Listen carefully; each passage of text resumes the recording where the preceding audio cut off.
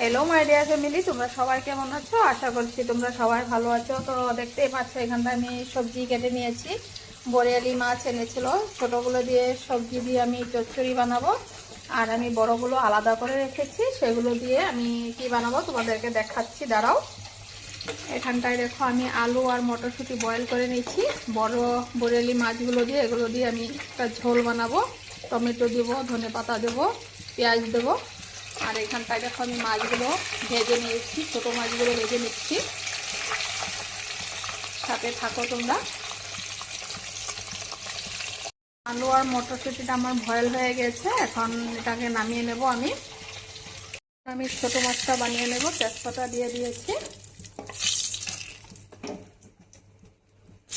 পেঁয়াজ দেবো। এখন সবজিগুলো দিয়ে দেবো আমি।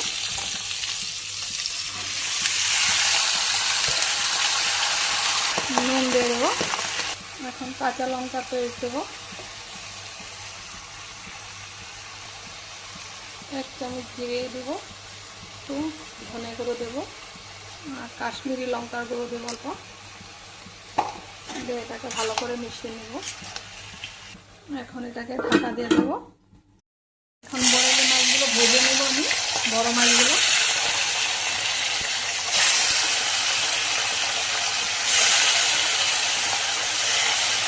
একটু হলুদ গুঁড়ো দেবো,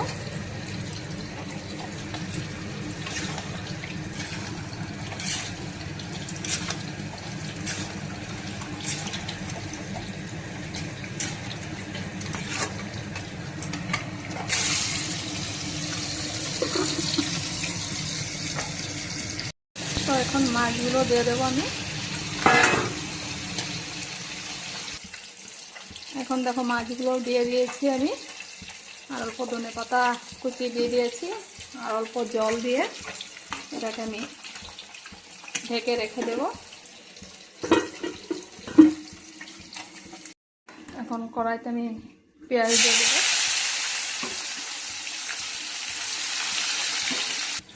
আর এদিকে আমার ছোটো মাছের চচ্চড়িটা হয়ে গিয়েছে।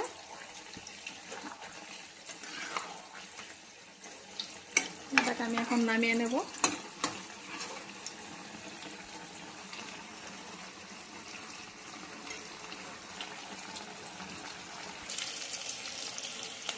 এখন একটু টমেটো দিয়ে দেবো,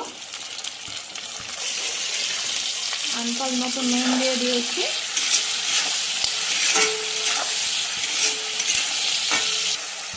টমেটোটা গলে গিয়েছে, এখন আমি আলু আর মটরশুঁটিগুলো দিয়ে দেবো। এটাকে আমি এখন অল্প ভাজা ভাজা করে নেব। তোমরা কে কোথায় থেকে আমার ভিডিওগুলো দেখছো কমেন্টে জানিও।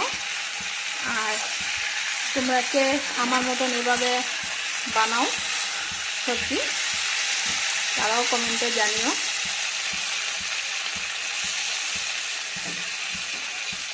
এটা আমার দাদার থেকে শেখা, ও শিখিয়ে দিয়েছে কীভাবে বানানো হয়।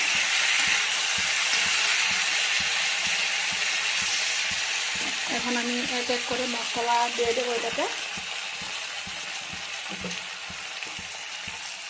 একটু হলুদের গুঁড়ো দেবো,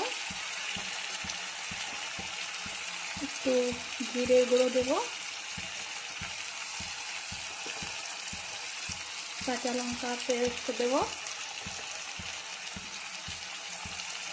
একটু কাশ্মীরি লঙ্কা গুঁড়ো দিচ্ছি কালারটা আসার জন্য।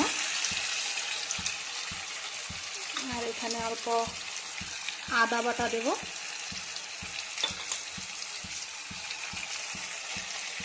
আর অল্প একটু ধনে গুঁড়ো দেবো। এগুলোকে ভালো করে এখন কষিয়ে নেব। আমার কষানো হয়ে গিয়েছে, এখন জল দিয়ে দেবো অল্প।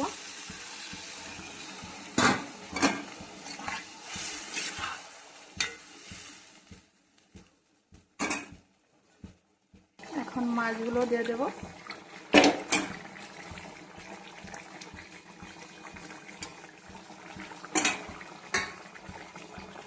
বেশি করে ধনে পাতা কুচিয়ে দিয়ে দেবো।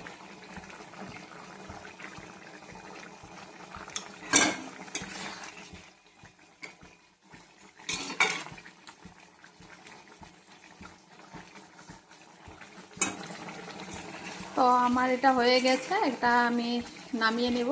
আর তোমরা একবার ঘরে ট্রাই করে দেখো, দারুণ টেস্ট হয় খেতে। তাহলে এখনকার মতন আসি, সবাই ভালো থেকো, সুস্থ থেকো। আমার ভিডিওটাকে লাইক কমেন্ট শেয়ার করে দিও। আর নতুন হয়ে থাকলে তোমরা আমার পেজটাকে ফলো করে দিও।